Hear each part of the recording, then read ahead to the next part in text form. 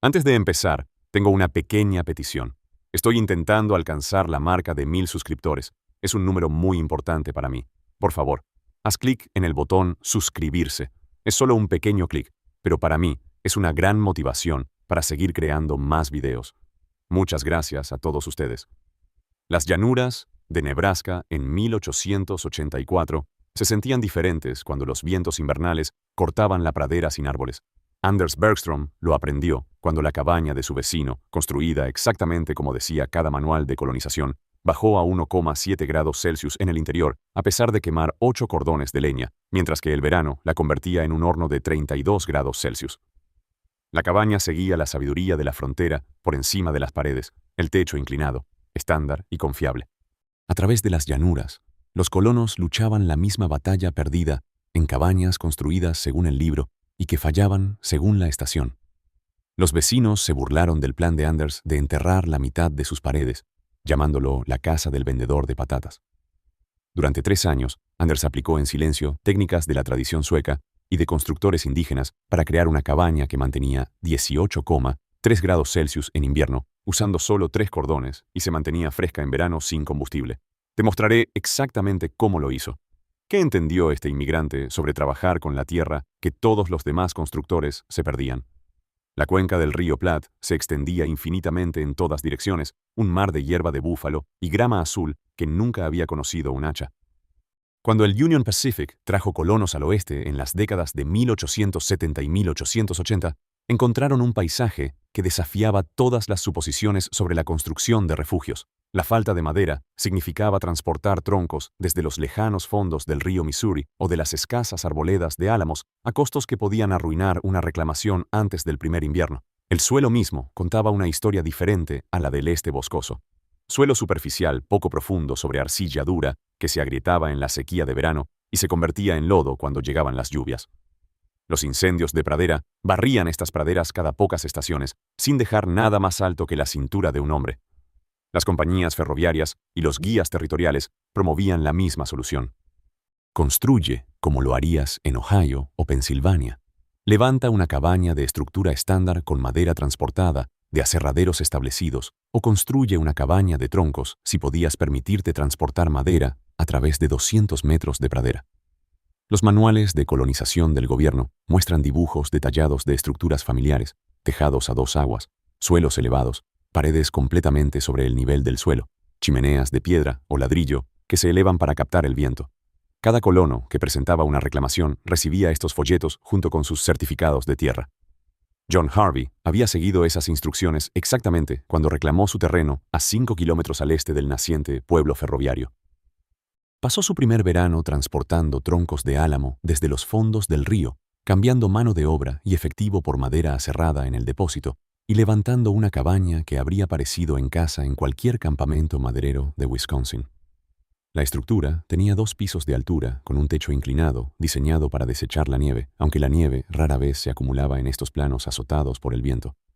Harvey había invertido en piedras de cimentación adecuadas, elevó sus vigas del suelo 45 centímetros del suelo para evitar la putrefacción y construyó su chimenea con ladrillos importados que le costaron $40, casi 2 meses de salario. En diciembre, Harvey descubrió que el viento de la pradera se movía de manera diferente al viento del bosque. En lugar de filtrarse a través de los árboles y perder su fuerza, las ráfagas invernales se aceleraban a través de la pradera abierta y golpeaban las paredes de su cabaña como un río frío continuo. El suelo elevado, que protegía contra la putrefacción en el país de la madera, creaba un túnel de viento que congelaba el suelo sólidamente. Su techo inclinado atrapaba cada ráfaga y transmitía el impacto a través de la estructura, haciendo vibrar los platos y aflojando el relleno entre los troncos. La chimenea alta que aspiraba también en aire quieto creaba un efecto Venturi en el viento de la pradera, extrayendo aire caliente directamente de la cabaña y reemplazándolo con corrientes heladas que se filtraban por cada grieta de la construcción. Harvey quemaba álamo, olmo y cualquier sauce arbustivo que pudiera recolectar de los lechos de los arroyos, alimentando su chimenea desde el amanecer hasta la medianoche, y aún así se despertaba con hielo en su jarra de agua. Las paredes interiores de la cabaña sudaban condensación que se congelaba en patrones de escarcha y sus reservas de alimentos se echaban a perder por el ciclo constante de congelación y descongelación. Cuando finalmente llegó la primavera, la misma estructura, que no podía retener el calor en invierno, atrapaba cada grado del sol de verano. El interior oscuro absorbía el calor a través del techo y las paredes, mientras que el suelo elevado cortaba el acceso a la masa de enfriamiento de la tierra justo debajo de la superficie. Anders Bergström había observado la lucha de Harvey durante ese primer invierno brutal. El inmigrante sueco llevaba recuerdos diferentes en sus manos y ojos. Recuerdos de casas de turba construidas en las laderas de la provincia de Dalarna, donde su abuelo había sobrevivido inviernos mucho más fríos que los de Nebraska, con combustible mínimo. Esas estructuras habían utilizado la tierra misma como cimentación y pared, permitiendo que la temperatura constante del suelo moderara los extremos que la construcción superficial nunca podría igualar. En Suecia, los constructores excavaban muros de cimentación por debajo de la línea de congelación y apilaban tierra contra las paredes exteriores, creando una masa térmica que absorbía el calor del verano y lo liberaba lentamente durante los meses de invierno. Pero Anders también llevaba los prejuicios de sus vecinos estadounidenses. Cuando encuestó por primera vez su reclamo de colonización, inicialmente había planeado una cabaña estándar sobre el suelo, como la de Harvey, pensando que los métodos estadounidenses seguramente mejorarían las técnicas del viejo país. La disponibilidad de madera aserrada en el depósito ferroviario parecía ofrecer ventajas que la construcción de piedra y sierra de su abuelo nunca podría igualar. Los fracasos de Harvey y un invierno observando a otros colonos luchar con los costos de combustible y la comodidad convencieron a Anders de que las condiciones de la pradera exigían soluciones de pradera. El avance llegó cuando Anders se encontró con los sitios abandonados de lodges de tierra dejados por las bandas Pawnee que habían sido reubicadas en territorio indio. Estas depresiones circulares en la pradera mostraban dónde habían estado una vez estructuras con armazón de madera parcialmente subterráneas, sus paredes cubiertas de tierra y sus techos cubiertos de césped. Los Pawnee habían vivido en estas casas semisubterráneas durante generaciones, criando familias y almacenando alimentos en espacios que se mantenían naturalmente frescos en verano y requerían combustible mínimo para la calefacción invernal.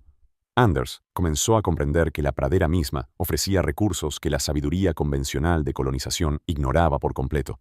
Las burlas de sus vecinos comenzaron en el momento en que comenzó a excavar.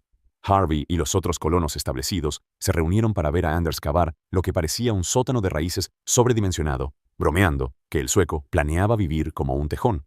Llamaron a su futura casa la casa del vendedor de patatas y advirtieron que se despertaría bajo el agua cada primavera cuando el deshielo saturara la arcilla dura superficial.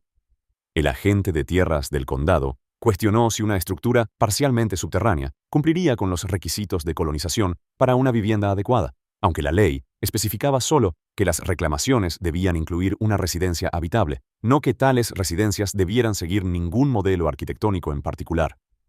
Anders siguió adelante con su excavación, cavando 1,5 metros por debajo del nivel del suelo y colocando cimientos de piedra de campo que se extendían por debajo de la línea de congelación.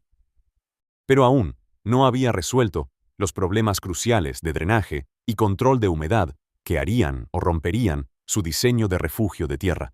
Su conocimiento de las casas de turba suecas proporcionó el concepto básico, pero los suelos y los patrones climáticos de la pradera diferían significativamente de las condiciones escandinavas. Estaba trabajando en parte de memoria, en parte por observación de técnicas indígenas y en parte por conjeturas informadas sobre cómo adaptar métodos antiguos a nuevas circunstancias. La pregunta central que definiría su éxito o fracaso seguía sin respuesta. Cómo aprovechar la temperatura estable de la Tierra sin sucumbir a la humedad de la Tierra y cómo crear una estructura que funcionara con las condiciones de la pradera en lugar de luchar contra ellas. La arcilla dura de la pradera, que frustraba a todos los demás colonos, se convirtió en la base de Anders. A 50 centímetros por debajo de la superficie, la capa de arcilla glacial formaba una barrera impermeable que drenaba el agua como un tejado de pizarra, pero solo si se abordaba correctamente. Anders había aprendido observando cómo la cabaña de Harvey se asentaba y agrietaba que el drenaje superficial importaba más que la profundidad de la cimentación. El agua que se acumulaba contra las piedras de cimentación se congelaría y expandiría, creando la misma escarcha que destruía las estructuras convencionales. La solución requería pensar como el agua misma, comprender a dónde quería ir y ayudarla a llegar allí. Y comenzó con los lechos de grava que recordaba de los cimientos de los molinos suecos. Transportó piedra caliza triturada de un lecho de arroyo a 19 kilómetros al norte, rompiéndola en trozos no más grandes que el pulgar de un hombre. Este agregado se colocó primero en una capa de 20 centímetros de espesor, extendiéndose 60 centímetros más allá de la línea de la pared, planificada en todas direcciones. La grava creó una barrera capilar, una zona donde el agua podía drenar libremente, en lugar de ascender hacia las piedras de cimentación, a través de la succión natural de la arcilla de la pradera. Sobre este lecho de drenaje, Anders colocó sus cimientos de piedra de campo, utilizando bloques de piedra caliza, extraídos del mismo lecho de arroyo. Cada piedra encajaba apretada contra su vecina, sin mortero, que se agrietaría en los ciclos de congelación y descongelación. La construcción de la pared que se elevaba desde estos cimientos desafiaba todas las técnicas convencionales que los vecinos de Anders entendían. En lugar de construir una estructura de madera estándar y luego rellenarla, Anders construyó lo que equivalía a un sistema de doble pared. La pared interior utilizaba un marco tradicional de postes y vigas con maderas de álamo, espaciadas a 40 centímetros de centro a centro. Pero este marco estructural estaba completamente independiente de la parte en contacto con la tierra. Fuera de este marco de madera, Anders construyó una pared secundaria utilizando la técnica de corte de césped que había observado en sitios abandonados de Lodges Pony. El césped de pradera cortado a finales de septiembre se mantenía unido como hormigón natural. La hierba de búfalo y la grama azul de raíces profundas habían pasado el verano creando una alfombra fibrosa que podía cortarse en bloques de 45 centímetros de largo, 30 centímetros de ancho y 10 centímetros de espesor. Anders apiló estos bloques de césped en un patrón de aparejo como ladrillos sobredimensionados, cada hilada superponiendo las juntas de la hilada inferior. Las raíces del césped continuaron creciendo, incluso después de cortarlas, uniendo los bloques en una masa sólida que se volvía más fuerte con el tiempo en lugar de más débil. Entre el marco de madera y la pared de césped, Anders empacó tierra suelta de pradera mezclada con césped picado, creando una masa térmica de 60 centímetros de espesor. El sistema de control de humedad que hizo funcionar este ensamblaje de pared provino de la observación de cómo las madrigueras de los perros de la pradera drenaban el agua de lluvia. Los perros de la pradera excavaban sus madrigueras con sofisticadas características de drenaje, túneles de entrada que se inclinaban lejos de las cámaras de vivienda y orificios de salida posicionados para captar los vientos predominantes para la ventilación. Anders adaptó esta ingeniería biológica creando un collar de drenaje perimetral alrededor de su cimentación. Excavó una zanja de 30 centímetros de ancho y 45 centímetros de profundidad paralela a la cimentación y posicionada a 90 centímetros de la cara exterior de la pared. Esta zanja la llenó con la misma piedra caliza triturada utilizada en el lecho de cimentación, creando un drenaje francés que interceptaba el agua superficial antes de que pudiera llegar a las paredes de césped. La protección de la zona de salpicaduras provino de técnicas de granjas suecas que su abuelo había utilizado alrededor de los cimientos de piedra. Anders construyó un delantal inclinado de arcilla, compactada y grava, que se extendía a 1,2 metros desde la base de la pared, con una pendiente de 15 centímetros en esa distancia. Este delantal, acabado con una capa superficial de grava, de piedra caliza, dirigía la escorrentía del techo y la humedad arrastrada por el viento lejos de la zona de cimentación. La combinación de drenaje francés y delantal inclinado creó un sistema defensivo que mantenía secas las paredes de masa de tierra incluso durante las tormentas más fuertes de la pradera. Los detalles de construcción, que parecían menores, resultaron cruciales para el éxito del sistema. Anders orientó su cabaña con el eje largo de este a oeste, posicionando la entrada principal en la cara sur, donde el sol de invierno podía llegar al interior y el calor del verano podía ser controlado. La estructura de madera utilizaba uniones de mortaja y espiga, aseguradas con clavijas de madera, en lugar de clavos de hierro, que se oxidarían y debilitarían en el ambiente húmedo de la tierra. Cada viga recibió una capa de alquitrán de pino obtenido de pino arbustivo encontrado en los fondos de los arroyos, protegiéndola contra daños de insectos e intrusión de humedad. La técnica de terraplenado requería una sincronización y una técnica precisas. Anders esperó hasta finales de octubre, cuando el suelo tenía un contenido de humedad óptimo, lo suficientemente húmedo para compactarse sólidamente, pero no tan mojado que se derrumbara o creara problemas de drenaje. Construyó el terraplén en capas, compactando cada capa con un apisonador de madera antes de añadir la siguiente.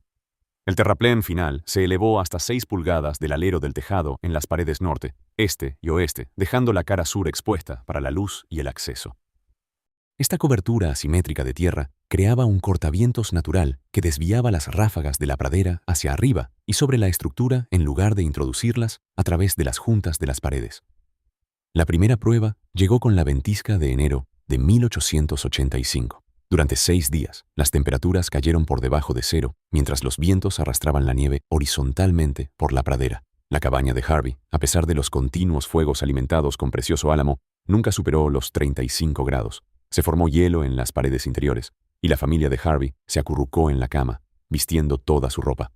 A 3 millas de distancia, Anders mantenía unos cómodos 65 grados con 2 pequeños fuegos al día, quemando menos de medio cordón de leña durante toda la tormenta, mientras que Harvey consumía casi 2 cordones en el mismo período. El mecanismo detrás de esta dramática diferencia residía en la física de la masa térmica que ninguno de los constructores entendía completamente, pero que Anders había aprendido a utilizar eficazmente. La temperatura de la Tierra a 5 pies de profundidad permanecía constante en aproximadamente 55 grados durante todo el año, inafectada por los extremos del clima superficial. Las masivas paredes aserradas absorbían el calor lentamente durante los períodos cálidos y lo liberaban gradualmente cuando las temperaturas superficiales descendían, creando un volante térmico que suavizaba las oscilaciones diarias y estacionales de temperatura. La cabaña de Harvey, sobre el suelo, no tenía masa térmica más allá de su estructura de madera, por lo que las temperaturas interiores seguían de cerca las condiciones exteriores, a pesar de la energía invertida en la calefacción. La primavera reveló otra ventaja del sistema de masa de tierra. Mientras que la cabaña de Harvey se volvía incómodamente cálida una vez que las temperaturas diurnas superaban los 70 grados, la estructura de Anders se mantenía naturalmente fresca. La misma masa térmica que había almacenado y liberado calor durante el invierno ahora absorbía el exceso de calor durante los días de verano, manteniendo las temperaturas interiores estables sin refrigeración activa. Las gruesas paredes también proporcionaban aislamiento acústico que hacía inaudible el viento de la pradera desde el interior, creando una sensación de refugio y seguridad que la cabaña de paredes delgadas de Harvey nunca podría igualar. Para el otoño de 1885, los resultados prácticos habían silenciado la mayor parte del ridículo de los colonos vecinos. Anders había gastado menos de 3 cordones de combustible durante su primer año de ocupación, mientras que Harvey y otros constructores convencionales promediaron de 8 a 10 cordones. La inversión de mano de obra en excavación y terraplenado había sido sustancial, pero era un trabajo único que continuaba rindiendo dividendos con cada estación que pasaba. El sistema de tejado que coronaba la cabaña de Anders, protegida por tierra, incorporaba lecciones de la tradición escandinava, de casas de turba y de la supervivencia a incendios en la pradera. Los tejados convencionales de las colonias utilizan pendientes pronunciadas diseñadas para cargas de nieve que rara vez se materializaban en las llanuras azotadas por el viento, mientras que sus superficies expuestas creaban vastas áreas de recolección de calor que convertían las cabañas en hornos durante los meses de verano. Anders diseñó un tejado de baja pendiente con una inclinación de 6 y 12, reduciendo la superficie expuesta a la ganancia solar y manteniendo al mismo tiempo un drenaje adecuado para las lluvias ocasionales y fuertes que barrían la pradera. La estructura utilizó vigas de álamo espaciadas a 18 pulgadas de centro a centro. Cada viga estaba entallada para apoyarse firmemente en la placa superior de la estructura interior de madera. Sobre estas vigas, Anders colocó tablones aserrados en bruto cortados de los mismos álamos del fondo del arroyo, creando una cubierta sólida que podía soportar el peso del sistema de cobertura de turba que planeaba instalar. Los tablones recibieron el mismo tratamiento de brea de pino que las maderas de las paredes, sellando contra la penetración de humedad desde arriba. El elemento revolucionario provino del ensamblaje de aislamiento que separaba el espacio interior del entorno exterior. Entre la estructura interior de madera y las paredes exteriores aserradas, Anders ya había empacado tierra suelta de pradera mezclada con hierba picada. Pero el tejado requería un enfoque diferente que proporcionara aislamiento y al mismo tiempo soportara las cargas estructurales de la cobertura de turba. Anders lo resolvió creando lo que equivalía a un sistema de falso techo, utilizando listones de álamo divididos tejidos con hierba de pradera en un patrón de cestería. Este falso techo colgaba 18 pulgadas por debajo de la cubierta del tejado, creando una cavidad de aislamiento que llenó con una mezcla de hierba seca, plumón de espadaña cosechado en marismas ribereñas y tierra suelta de pradera. La instalación del tejado de turba requería una técnica y un momento precisos. Anders esperó hasta finales de septiembre, cuando la hierba de la pradera tenía una humedad y un desarrollo radicular óptimos. Cortó el césped en tiras de 3 pies de largo y 18 pulgadas de ancho, manteniendo un grosor de 4 pulgadas para preservar la alfombra de raíces que mantendría unidos los bloques. La instalación comenzó en los aleros y avanzó hacia arriba en cursos superpuestos. Cada curso estaba desplazado del inferior para evitar la formación de canales de agua. Los bloques de césped se colocaron con el lado de la hierba hacia arriba, permitiendo que los sistemas radiculares continuaran creciendo y uniéndose en una membrana continua impermeable. La innovación crítica residió en el sistema de barrera de vapor que impedía la migración de humedad del tejado de turba a la cavidad de aislamiento interior. Anders había observado que las casas de turba suecas a veces sufrían problemas de condensación cuando el aire interior cálido se encontraba con las superficies frías del tejado. Lo resolvió instalando una capa de corteza de abedul, cosechada de abedules de papel dispersos encontrados en los fondos de los arroyos, superponiendo las láminas de corteza como tejas debajo de la capa de turba. Esto creó una barrera impermeable que repelía la humedad mientras permitía que la turba de arriba respirara y mantuviera su sistema radicular. El aislamiento interior siguió técnicas que Anders había aprendido observando cómo las viviendas de tierra indígenas gestionaban la transición entre las paredes de masa de tierra y el espacio habitable interior. Contra la cara interior de la estructura de madera, instaló una capa de listones de álamo divididos dispuestos verticalmente y espaciados a 4 pulgadas de centro a centro. Entre estos listones empacó una mezcla de plumón de espadaña, hierba seca de pradera y tierra arcillosa trabajada hasta una consistencia que se mantendría unida cuando estuviera seca, pero permanecería permeable al vapor de humedad. Este aislamiento natural proporcionaba resistencia térmica al tiempo que permitía que las paredes de masa de tierra moderaran los niveles de humedad dentro de la cabaña. La instalación de ventanas presentó desafíos únicos en una estructura protegida por tierra. Las cabañas convencionales utilizaban múltiples ventanas para la luz y la ventilación cruzada, pero el diseño de Anders limitaba las aberturas de las ventanas para mantener la integridad térmica de la envolvente de masa de tierra. Instaló una sola ventana en la cara sur, posicionada para capturar el sol bajo del invierno, mientras permanecía a la sombra del alero del tejado durante los altos ángulos del sol de verano. La abertura de la ventana se enmarcó con maderas dobles y se selló contra el terraplén con una mezcla de brea de pino y estopa, creando una barrera de humedad que impedía la infiltración de agua alrededor del marco. El verano de 1885 proporcionó la primera prueba completa del rendimiento de enfriamiento de los sistemas de aislamiento. Las temperaturas de junio se dispararon por encima de los 90 grados durante 12 días consecutivos con niveles de humedad que hacían casi insoportable el trabajo al aire libre durante las horas del mediodía. El interior de la cabaña convencional de Harvey alcanzó los 88 grados al mediodía y se mantuvo incómodo hasta bien después del atardecer, obligando a su familia a buscar alivio en cualquier sombra que pudieran encontrar al aire libre. La cabaña de Anders alcanzó un pico de 68 grados durante la parte más calurosa del día y descendió a unos cómodos 62 grados por la noche sin refrigeración mecánica.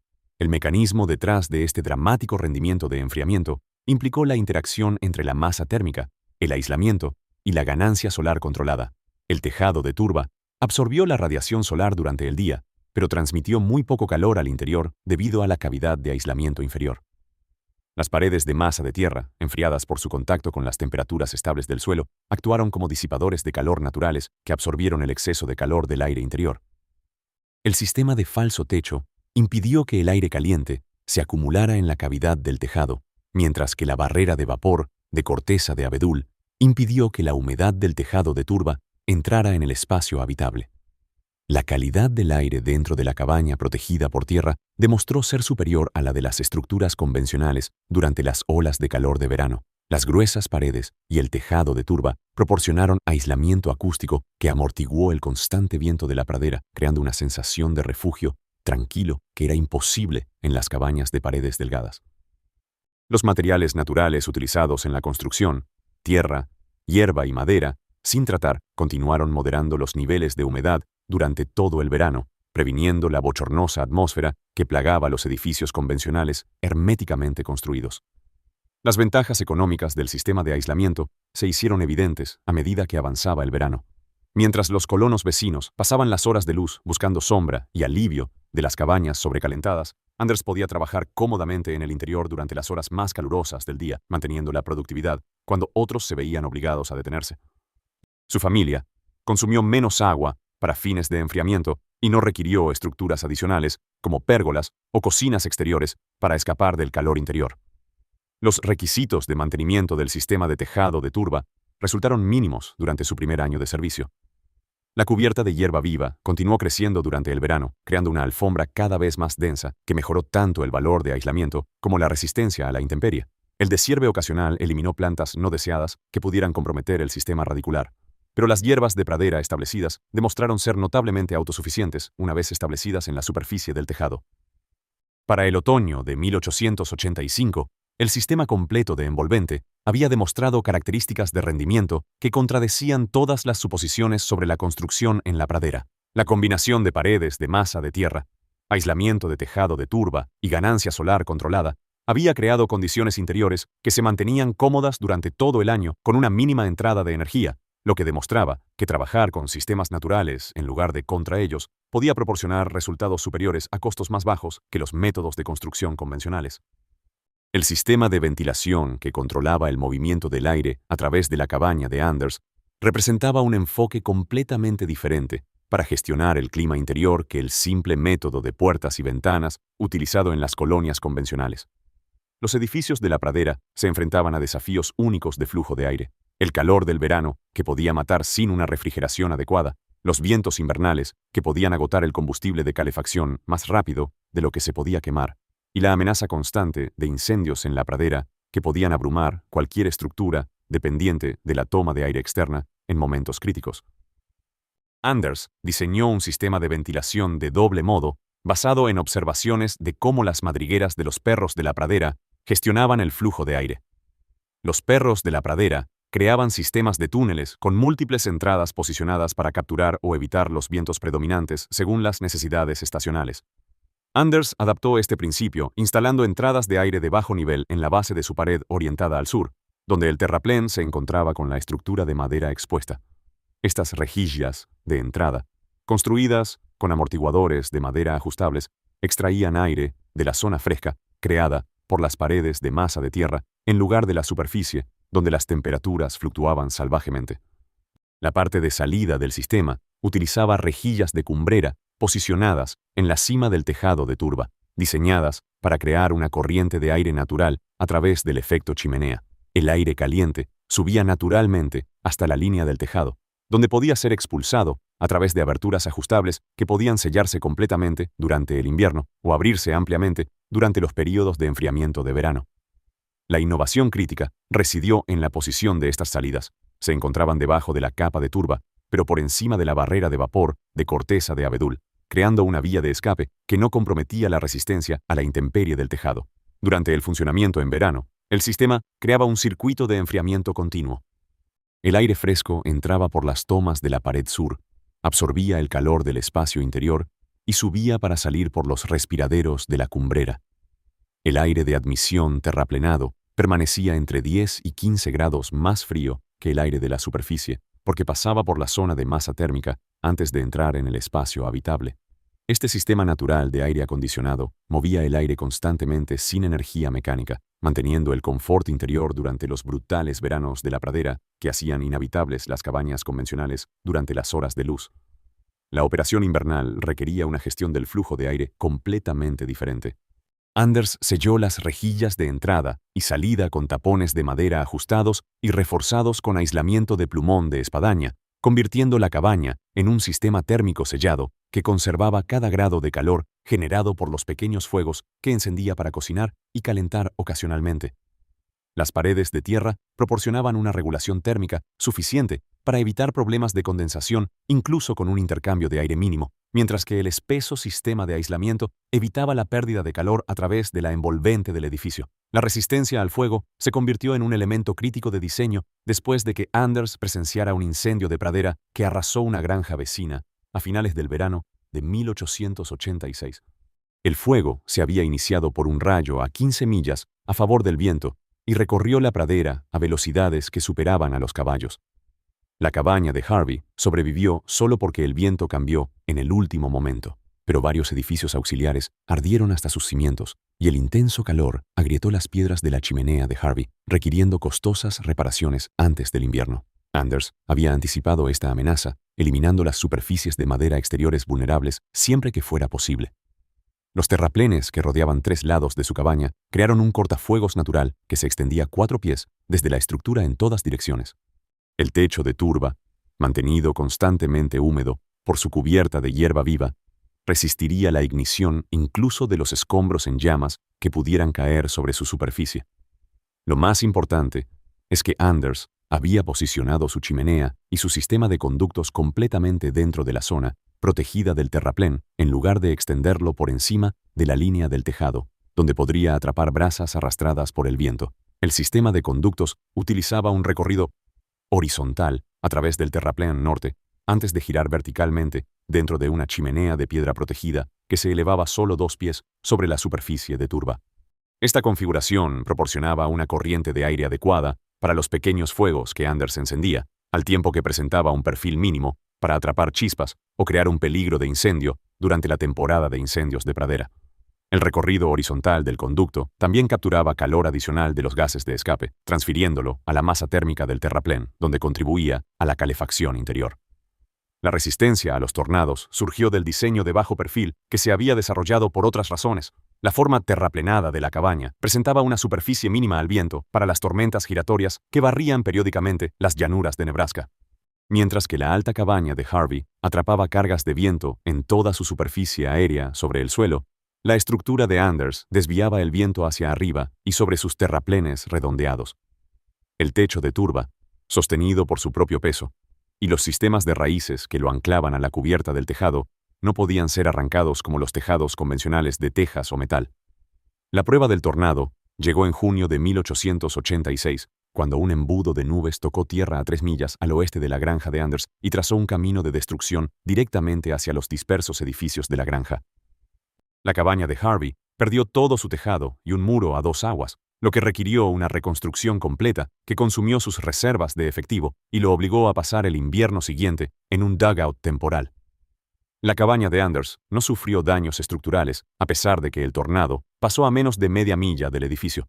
La tormenta reveló otra ventaja del diseño resguardado por la tierra, la protección acústica que permitía a los ocupantes mantener la calma durante el clima violento. Las gruesas paredes de tierra amortiguaban el sonido del viento y los escombros a niveles que permitían la conversación normal. Mientras Harvey y otros colonos convencionales soportaban niveles de ruido que hacían imposible la comunicación y creaban pánico entre niños y ganado, el control solar estacional representaba el elemento final del sistema de gestión climática. El alero que Anders había calculado para proporcionar sombra en verano y admitir el sol de invierno funcionaba en conjunto con el sistema de ventilación para optimizar el confort durante todo el año. Durante los meses de invierno, cuando el sol seguía un curso bajo por el cielo del sur, la ganancia solar a través de la única ventana orientada al sur complementaba los pequeños fuegos que Anders encendía para calentar. La masa térmica de las paredes de tierra absorbía este calor solar durante el día y lo liberaba gradualmente durante las frías noches de la pradera. El control solar de verano funcionaba automáticamente a través del diseño del alero, que bloqueaba el sol de alto ángulo del verano, mientras que el sistema de ventilación de la cumbrera expulsaba cualquier calor que penetrara en la envolvente del edificio. La combinación de ganancia solar controlada, almacenamiento de masa térmica y ventilación natural creaba condiciones interiores que se mantenían cómodas sin sistemas activos de calefacción o refrigeración durante todo el año. En otoño de 1886, el sistema completo de control climático había demostrado su valía a través de 2 ciclos anuales completos y varios eventos climáticos extremos. El consumo de combustible de Anders se mantuvo en 3 cuerdas anuales, mientras que sus vecinos promediaron 9 cuerdas, y su estructura no había sufrido daños relacionados con el clima, mientras que los edificios convencionales a su alrededor requerían mantenimiento constante y reparaciones importantes periódicas. La integración de la ventilación, la resistencia al fuego y la resistencia a las tormentas en un único sistema coherente demostró que un diseño reflexivo podía proporcionar un rendimiento superior ante todos los desafíos que presentaba la vida en la pradera. El invierno de 1887 a 1888 rompió todos los récords de frío sostenido que se habían registrado desde que las estaciones meteorológicas ferroviarias comenzaron a operar en las llanuras de Nebraska. Desde el 15 de diciembre hasta el 20 de febrero, las temperaturas se mantuvieron por debajo de cero durante 67 días consecutivos, con el termómetro cayendo a menos 32 grados el 9 de enero. Las ventiscas azotaron cada semana, acumulando montones de nieve que enterraron las vallas y obligaron al ganado a refugiarse en cualquier protección que pudieran encontrar. El frío penetró tan profundamente que los pozos se congelaron por completo y tuvieron que ser descongelados con piedras calientes bajadas con cuerdas. La cabaña de Harvey se volvió inhabitable el día de Año Nuevo, a pesar de quemar 12 cuerdas de precioso álamo, transportado a un costo enorme desde los fondos del río, a 40 metros de distancia. El hielo que se formó en las paredes interiores alcanzó un espesor de media pulgada y su cubo de agua se congeló por completo incluso cuando se colocó directamente al lado de la chimenea. Su familia se mudó al granero con su ganado, compartiendo el calor corporal con vacas y caballos en un intento desesperado por sobrevivir hasta que el frío amainara. Otros 3 asentamientos convencionales en el municipio sufrieron fallos similares, obligando a las familias a abandonar sus reclamaciones o aceptar la caridad de vecinos que lo habían hecho mejor. La cabaña de Anders mantuvo temperaturas interiores entre 60 y 65 grados durante todo el asedio de frío, consumiendo menos de 4 cuerdas de combustible. El sistema de masa térmica, que había demostrado su valía durante los inviernos normales, demostró ahora su capacidad para manejar condiciones extremas que destruyeron la construcción convencional. El terraplén que rodeaba la estructura creó un microclima que moderó incluso las condiciones de superficie más brutales, mientras que el techo de turba continuó proporcionando aislamiento a pesar de estar enterrado bajo montones de nieve que habrían colapsado sistemas de techos más ligeros. Los cálculos económicos que surgieron de este invierno transformaron las actitudes en toda la región. El costo del combustible de Harvey superó los $40, casi 6 meses de ingresos en efectivo para un colono típico, mientras que Anders gastó $12 en las mismas necesidades de calefacción. Pero la verdadera diferencia de costo radicaba en los daños a la infraestructura que el frío extremo infligió a los edificios convencionales. Harvey requirió $8 para reparaciones de chimenea, donde los ciclos repetidos de congelación y descongelación habían agrietado la mampostería, $15 para nuevos acristalamientos de ventanas que se habían roto durante las noches más frías, y $22 para reparaciones estructurales donde el levantamiento por heladas había desplazado las piedras de su cimentación. Los costos de mantenimiento de Anders para el mismo periodo totalizaron menos de $2, gastados en alquitrán de pino para sellar pequeñas brechas donde se había producido asentamiento en los terraplenes. El techo de turba en realidad mejoró durante el invierno, ya que los sistemas de raíces de la hierba continuaron fortaleciéndose y uniendo los bloques de césped en una cubierta cada vez más duradera. Las paredes de masa térmica no mostraron signos de daños por heladas, porque su diseño de contacto con la tierra había eliminado los ciclos de congelación y descongelación que destruyeron las cimentaciones expuestas a la superficie. El verano siguiente resultó igualmente punitivo para las estructuras convencionales. Las temperaturas superaron los 90 grados durante 43 días entre junio y agosto, con niveles de humedad que hicieron imposible el trabajo al aire libre durante las horas del mediodía. El interior de la cabaña reconstruida de Harvey alcanzó los 95 grados durante las tardes más calurosas, obligando a su familia a construir un refugio temporal en el fondo del arroyo donde pudieran escapar del calor. Otros colonos abandonaron sus reclamaciones por completo durante este periodo, incapaces de soportar la combinación de costos de calefacción invernal e imposibilidad de refrigeración en verano. La cabaña de Anders alcanzó un máximo de 70 grados durante el calor más extremo, manteniendo condiciones cómodas que permitieron que las actividades diarias normales continuaran sin interrupción. El sistema de enfriamiento por masa de tierra, que había funcionado bien durante los veranos típicos, demostró ahora su capacidad para manejar un clima que abrumó a todas las demás tecnologías de construcción disponibles para los colonos de la pradera. La ventaja económica se extendió más allá del ahorro de combustible para incluir la productividad mantenida durante los períodos en que otros colonos perdieron temporadas de trabajo completas debido a los extremos climáticos. La vindicación llegó en silencio al principio, ya que los vecinos comenzaron a visitar la cabaña de Anders durante los peores períodos climáticos para experimentar la comodidad que proporcionaba su diseño. Harvey llegó una tarde de enero, cuando su propia cabaña se había vuelto demasiado fría para que sus hijos durmieran seguros, y pasó 3 horas en la sala de estar de Anders, maravillándose de la temperatura estable y la ausencia de corrientes de aire. Se corrió la voz por el municipio de que la casa del vendedor de patatas inmigrante sueco no solo era habitable, sino cómoda durante un clima que hacía peligrosas las cabañas convencionales. El inspector de Homestead del condado, Robert Mills, realizó una evaluación oficial de la cabaña de Anders en marzo de 1888 y documentó la comparación de rendimiento en su informe anual al gobierno territorial.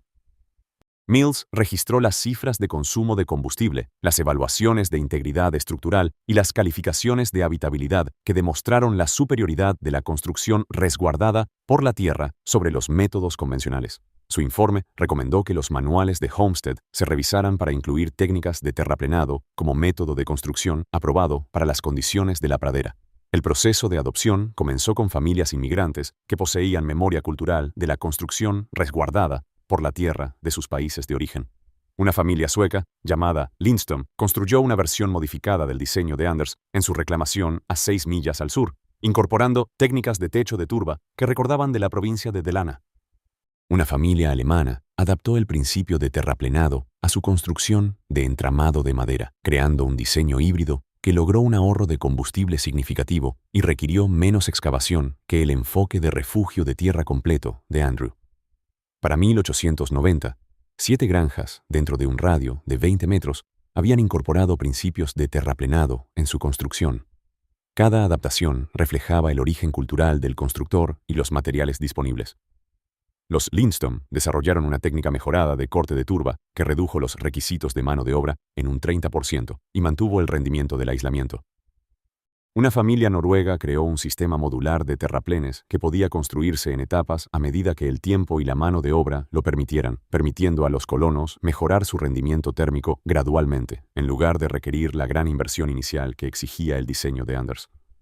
Los refinamientos técnicos que surgieron de estas adaptaciones mejoraron el diseño original de Anders de varias maneras importantes.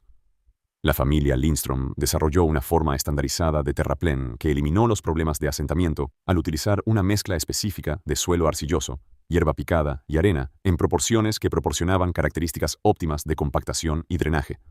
Establecieron que una mezcla de suelo del 60% de arcilla, 30% de arena y 10% de materia orgánica creaba terraplenes que permanecían estables a través de múltiples ciclos de congelación y descongelación, al tiempo que proporcionaban una masa térmica máxima. El legado se extendió más allá de las fincas individuales para influir en los códigos de construcción territoriales y los programas de educación para colonos. El Servicio de Extensión Agrícola comenzó a incluir técnicas de refugio de tierra en sus boletines distribuidos a los nuevos colonos, y varios periódicos de frontera publicaron artículos detallados que describían los métodos de construcción y las ventajas de rendimiento. Las compañías ferroviarias actualizaron sus materiales promocionales para colonos para reconocer que las condiciones de la pradera requieren enfoques de construcción diferentes a los adecuados para las regiones boscosas. El principio que Anders había demostrado a través de demostraciones prácticas de que trabajar con las condiciones ambientales, en lugar de contra ellas, producía resultados superiores a menor costo, se integró en el conocimiento de construcción regional que persistió bien entrado el siglo XX. Incluso después de que la tecnología convencional de calefacción y refrigeración hiciera que la eficiencia extrema del combustible fuera menos crítica, los constructores continuaron utilizando principios de terraplén y masa térmica por sus ventajas de confort y durabilidad. La lección de que el conocimiento tradicional, cuidadosamente adaptado a las condiciones locales, podía superar a las soluciones estandarizadas, siguió siendo relevante mucho después de la crisis original de las fincas que había impulsado la innovación de Anders. Gracias por escuchar hasta el final de este video. Realmente valoro cada momento que pasaron aquí conmigo. En este momento, estamos en camino de alcanzar nuestro primer hito: 1000 suscriptores. Si mis historias les han tocado ya sea un poco, por favor, apóyenme haciendo clic en el botón suscribirse. Cada suscripción de ustedes es una gran motivación para que siga escribiendo y trayendo más historias valiosas.